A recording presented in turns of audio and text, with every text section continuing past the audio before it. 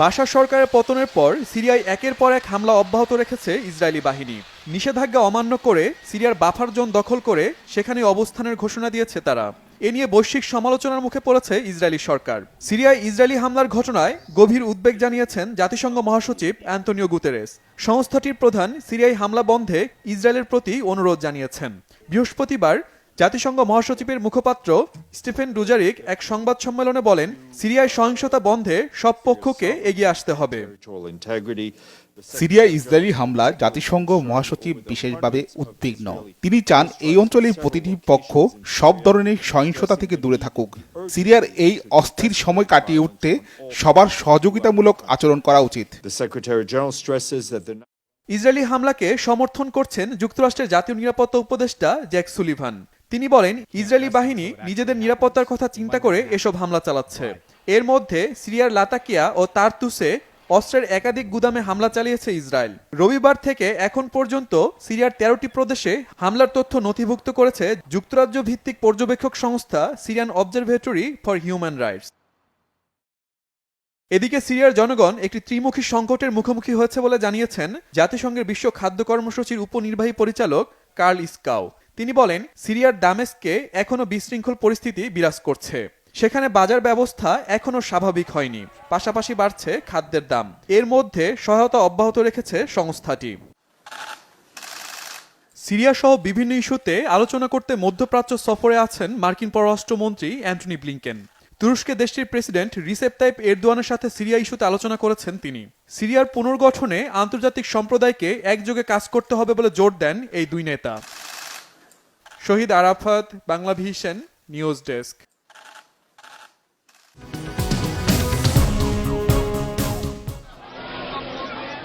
এটি কোনো সাধারণ পানি নয়। বিষাক্ত রাসায়নিকযুক্ত পানি ব্যবহার করে ভারত সরকার নিজ দেশের কৃষকদের দমন করছে বলে অভিযোগ উঠেছে। অভিযোগ রয়েছে প্রতিবেশী দেশের অভ্যন্তরীণ ইস্যুতে যতই সোচ্চার আর সরব ভারতের ক্ষমতাসীন দল বিজেপি সহ সমমনা গোষ্ঠীগুলো ততটা নীরব, নিষ্পৃহ, নিষ্ক্রিয়, এক কথায় কিছুই ঘটেনি মনোভাব নিজ দেশে কৃষকদের ন্যূনতম দাবি প্রশ্নে। ভারতে কৃষকদের অবস্থা এতটাই নাজুক যে প্রতি বছর সেখানে বাড়ছে কৃষক আত্মহত্যার ঘটনা। খোদ ভারত সরকারের এক হিসাবে দেখা গেছে দেশটিতে প্রধানমন্ত্রী মোদী সরকারের আমলে বেড়েছে কৃষক আত্মহত্যার ঘটনা। সম্প্রতি ভারতের স্বরাষ্ট্র মন্ত্রণালয়ের প্রকাশিত এক পরিসংখ্যানে দেখা গেছে ২০২১ সালে ভারতে ১০,৮৮১ জন কৃষক আত্মহত্যা করেছে। মানে প্রতিদিন গড়ে ৩০টির বেশি আত্মহত্যার ঘটনা ঘটেছে, যে সংখ্যা আগের বছর ২০২০ সালে ছিল ১০,৬৭৭ জন। কৃষকদের অভিযোগ, এভাবে বছরের পর বছর ধরে ভারতের ক্ষমতাসীনদের দমন নিপীড়নের শিকার হয়ে আসছে দেশটির দরিদ্র কৃষকরা। উপেক্ষা করা হচ্ছে তাদের ন্যূনতম চাওয়া আর দাবিকে। তবু প্রতিবারই ঠিক এভাবেই দমন নিপীড়নের বিরুদ্ধে আরও জোরালোভাবে রুখে দাঁড়িয়েছে তারা। এই দৃশ্য শনিবার পাঞ্জাব হরিয়ানা সীমান্তের শম্ভু অঞ্চলে। কৃষি পণ্যের একটি ন্যূনতম দাম নির্ধারণের দাবিতে এদিন আবারও রাজপথে নেমেছে কৃষকরা। আন্দোলনে আবারও উত্তাল হয়ে উঠেছে ভারত। কৃষকদের দিল্লি চলো কর্মসূচি ছত্রভঙ্গ করে পরিস্থিতি নিয়ন্ত্রণে আনতে জলকামান ও কাঁদানে গ্যাস ছুড়ে হরিয়ানা পুলিশ। ভয়াবহ বিষয়, সে পানিতে ছিল বিষাক্ত রাসায়নিক, এমন দাবি কৃষকদের। তারা জানিয়েছে সেখানেই থেমে নেই পুলিশ। ড্রোন ব্যবহার করে খেতে থাকা কৃষকদের উপর টিয়ার গ্যাস ছুড়েছে পুলিশ। এবার পুলিশ আরো শক্তিশালী টিয়ার গ্যাসের শেল ব্যবহার করেছে এবং এতে রাসায়নিক যুক্ত জলকামান ব্যবহার করেছে। তারা মিডিয়াকে সরিয়ে দিতে জলকামান ব্যবহার করেছে। তারা কাছাকাছি খেতে কৃষকদের উপর টিয়ার গ্যাস ছুঁড়তে ড্রোন ব্যবহার করেছে। সারা দেশ দেখছে ভারত সরকার এবং তাদের আধাসামরিক বাহিনী কিভাবে শান্তিপূর্ণভাবে বিক্ষোভকারী কৃষকদের উপর হামলা চালিয়েছে।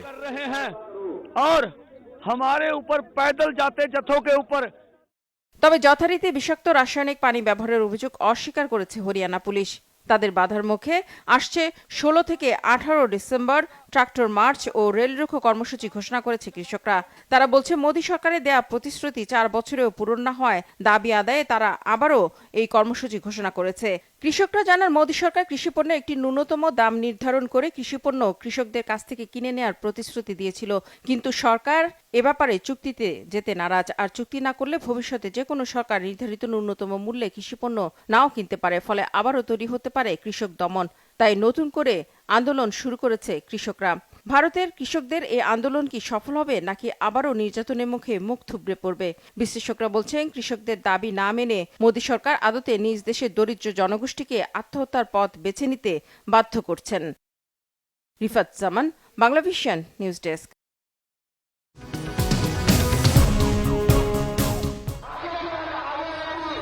ছাত্র জনতার গণ অভ্যুত্থানে গত ৫ আগস্ট তৎকালীন প্রধানমন্ত্রী শেখ হাসিনা দেশ ছেড়ে ভারতে আশ্রয় নেয়ার পর থেকে দুই দেশের সম্পর্ক ক্রমেই তলানির অভিমুখী।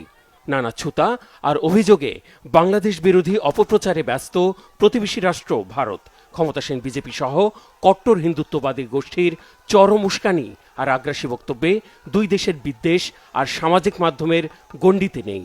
এবার খোদ ভারতের প্রধানমন্ত্রী নরেন্দ্র মোদী ব্যক্তিগত সামাজিক মাধ্যম থেকে দেয়া স্ট্যাটাসে কূটনৈতিক তৎপরতায় দূরত্ব কমানোর চেষ্টাকে দুরাশার দিকে ঠেলে দেওয়ার ইঙ্গিত দিয়েছেন।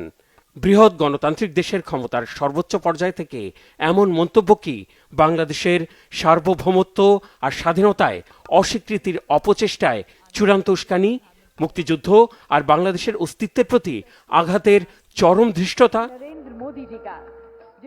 16 ডিসেম্বরকে বিজয় দিবস উল্লেখ করে সাবেক টুইটার আর বর্তমানের এক্স হ্যান্ডেলে প্রতিক্রিয়া দিয়েছেন ভারতের প্রধানমন্ত্রী মোদী। একই বক্তব্য ফেসবুকেও পোস্ট করেছেন। কোথাও বাংলাদেশের নাম না নিয়ে দাবি করেছেন ৭১-এ পাকিস্তানি বাহিনীর বিরুদ্ধে ঐতিহাসিক জয় পেয়েছিল ভারত।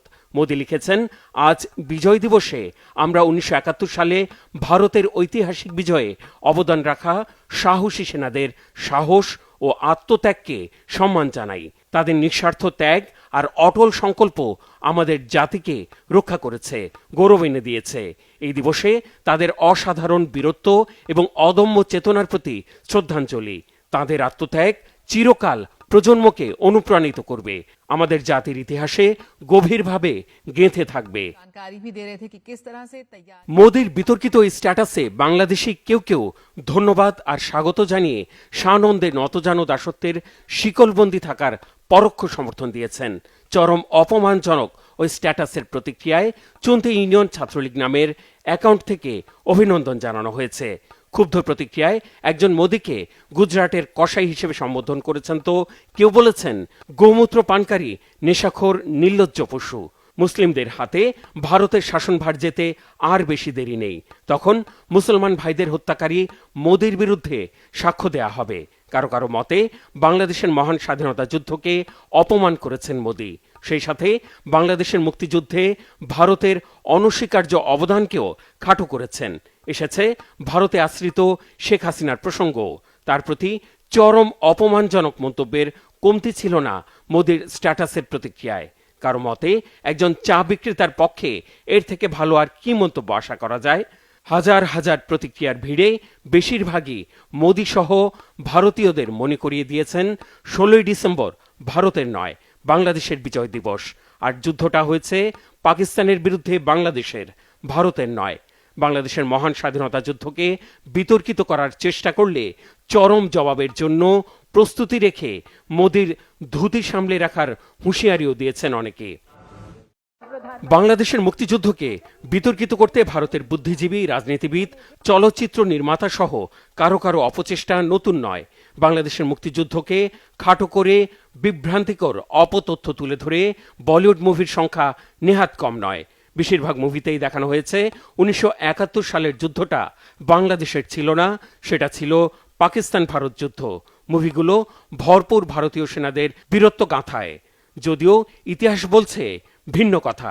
বাংলাদেশের মুক্তিযুদ্ধকে কেন্দ্র করে ৩ ডিসেম্বর ভারতের একাধিক স্থানে হামলা চালায় পাকিস্তান। ৯ মাসের দীর্ঘ মুক্তিযুদ্ধের শেষ প্রান্তে এসে মূলত ওই দিনই পাকিস্তানের বিরুদ্ধে সর্বাত্মক যুদ্ধে জড়ায় ভারত। ১৩ দিন ভারতের স্থল ও আকাশপথে হামলা, মুক্তিযোদ্ধাদের অদম্য প্রতিরোধ আর আত্মত্যাগের বিনিময়ে ১৬ ডিসেম্বর অর্জিত হয় রক্তস্নাত স্বাধীনতা। বিশ্বের বুকে স্বাধীন রাষ্ট্র হিসেবে মাথা তুলে দাঁড়ায় সুজলা সুফলা শস্য শ্যামলা বাংলাদেশ। Mehrab Hussain Khan, Banglavision news desk.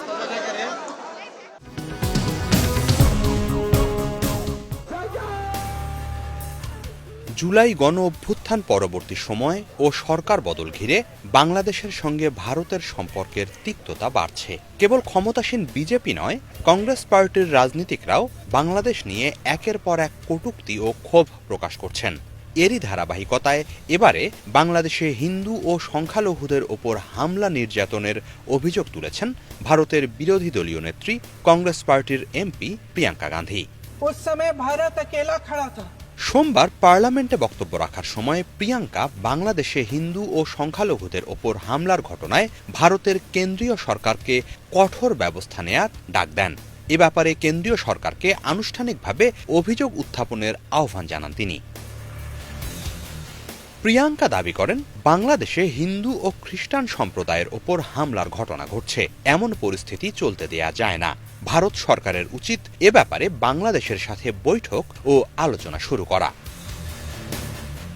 এদিকে ভারতের পররাষ্ট্রনীতি আগামীতে কঠোর করার কথা জানিয়েছেন দেশটির পররাষ্ট্রমন্ত্রী এস জয়শঙ্কর। রবিবার রাজধানী দিল্লিতে আন্তর্জাতিক নীতি বিষয়ক একটি নতুন সাময়িকীর উদ্বোধনী অনুষ্ঠানে তিনি একথা বলেন। জয়শঙ্কর বলেন, বিশ্ব এখন আর দুই বা এক মেরু বিশিষ্ট নেই, তাই পরিবর্তিত বিশ্ব ও ভূরাজনীতির প্রশ্নে পররাষ্ট্রনীতিতে বদল আনা দরকার। বিভিন্ন কারণে ভারত এতদিন আত্মরক্ষামূলক বা গুটিয়ে থাকা পররাষ্ট্রনীতি অনুসরণ করত, কিন্তু সেই দিন আর নেই। ভারত সেসব দিন পেছনে ফেলে এসেছে। এর জের ধরে তিনি আরও বলেন, এখনও ভারতের পুরনো অনেক সমস্যাই অমীমাংসিত। সীমানা এখনও একটি গুরুতর চ্যালেঞ্জ। ভারতের পররাষ্ট্রনীতির গুরুত্বপূর্ণ দিক হল দক্ষিণ পূর্ব এশিয়া ও পূর্ব এশিয়ার দেশগুলো থেকে পাওয়া অভিজ্ঞতা। Behavioral pattern of states have changed. এদিকে ভারতের ভূরাজনীতি ও পররাষ্ট্রনীতিতে বদল এলে বা আগামীতে তা আরও কঠোর হলে পার্শ্ববর্তী দেশ হিসেবে বাংলাদেশেও তার প্রভাব পড়বে বলে ধারণা করা হচ্ছে। গণ অভ্যুত্থান পরবর্তী সময়ে বাংলাদেশ ও ভারতের মধ্যে যে উত্তেজনা ছড়াচ্ছে, তাতে করে এর ফল হতে পারে নেতিবাচক। এ অবস্থায় দুই দেশের মধ্যে যথাযথ বন্ধুত্ব ও মর্যাদার সম্পর্ক স্থাপিত হোক, এটিই সবার চাওয়া। হিজল জুবায়ের, বাংলা ভিশন।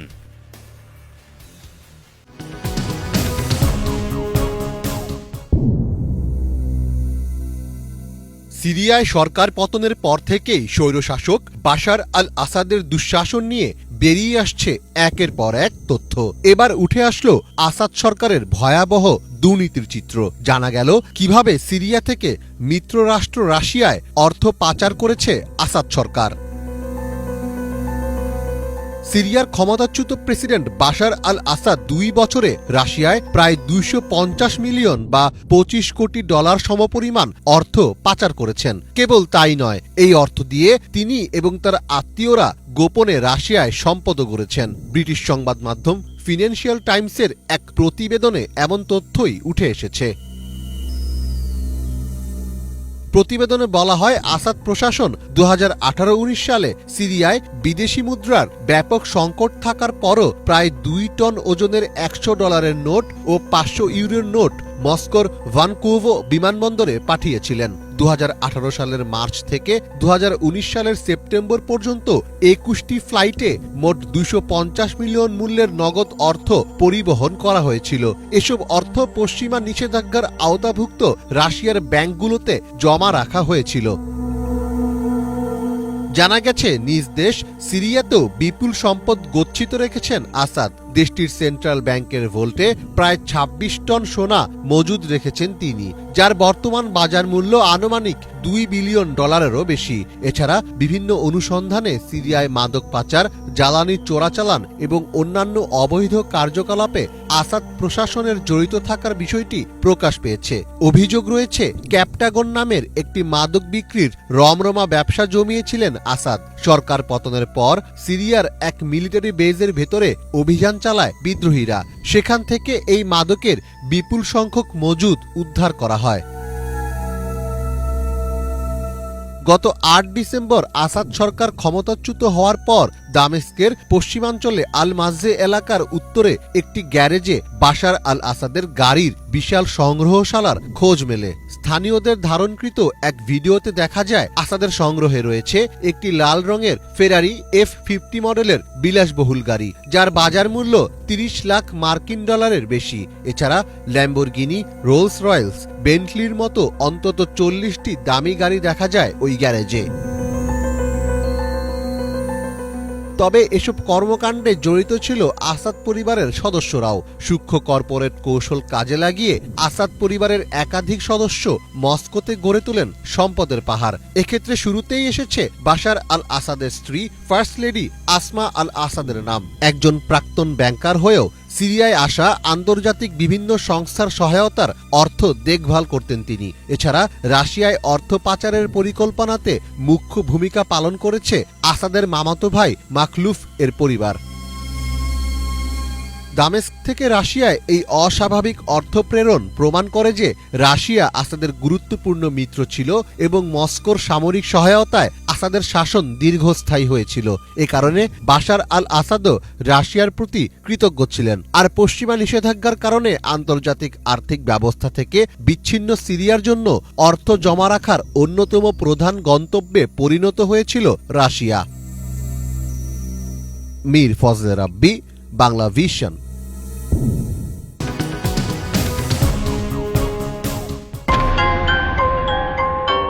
1974 সালের 27 জুন ঘড়িতে সময় সকাল 11টা ঢাকা বিমানবন্দরে অবতরণ করে পাকিস্তান ইন্টারন্যাশনাল এয়ারলাইন্সের একটি বিশেষ ফ্লাইট। বাংলাদেশের মাটিতে পা রাখেন পাকিস্তানের তৎকালীন প্রধানমন্ত্রী জুলফিকার আলী ভুট্টো।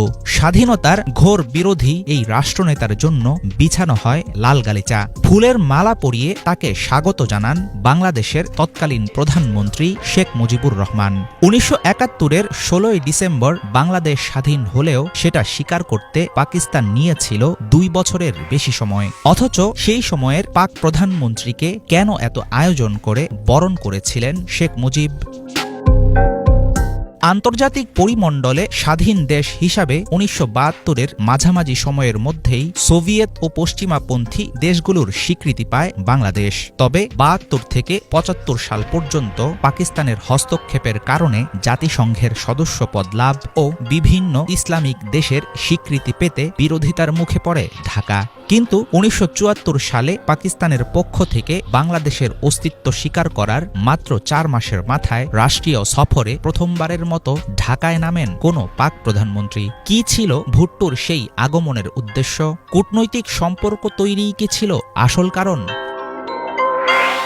তৎকালীন বিভিন্ন পত্রপত্রিকা ও প্রকাশিত সংবাদ থেকে জানা যায়, জুলফিকার আলী ভুট্টোর 3 দিনের রাষ্ট্রীয় সফরের প্রধান লক্ষ্য ছিল পাকিস্তান ও বাংলাদেশের মাঝে চলমান শত্রুতার মনোভাব দূর করা, অচলাবস্থার সমাধান ও সম্পর্ক স্বাভাবিক করা। 1971-এর গণহত্যা ও আগ্রাসনকে বেদনাদায়ক বলে আখ্যা দিয়ে সম্পূর্ণ দায় ভুট্টো চাপিয়ে দিয়েছিলেন পাকিস্তানের তৎকালীন সামরিক শাসকদের উপর। 2 দেশের মধ্যে বন্ধুত্বপূর্ণ সম্পর্ক স্থাপনের আহ্বানও জানিয়েছিলেন তিনি। অথচ পাকিস্তানের কাছে বাংলাদেশের পাওনা রাষ্ট্রীয় সম্পত্তির ভাগ চাইলে সে ব্যাপারে রাজি হননি এই পাক প্রধানমন্ত্রী।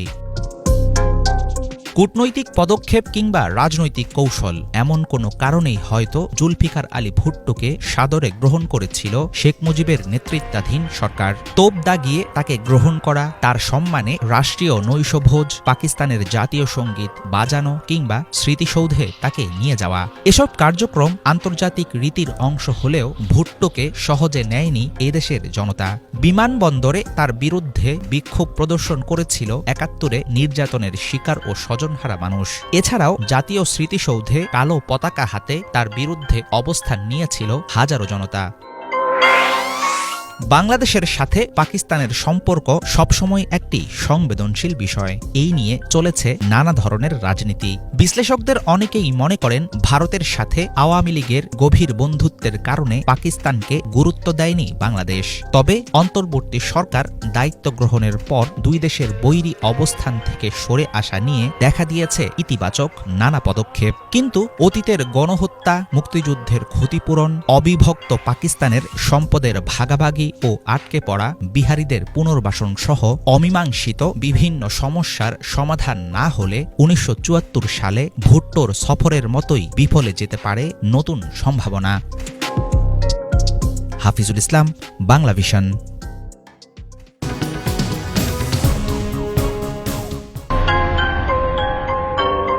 ঐতিহ্যগতভাবে ভুটানের ভূখণ্ডের অংশ ডোকলাম, কিন্তু এই বিতর্কিত অঞ্চল নিয়ে বরাবরই উত্তেজনা বিরাজ করে চীন ও ভারতের মধ্যে।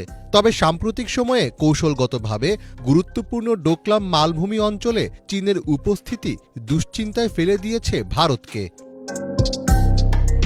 ডোকলামে গত ৮ বছরে অন্তত ২২টি গ্রাম ও বসতি স্থাপন করেছে চীন।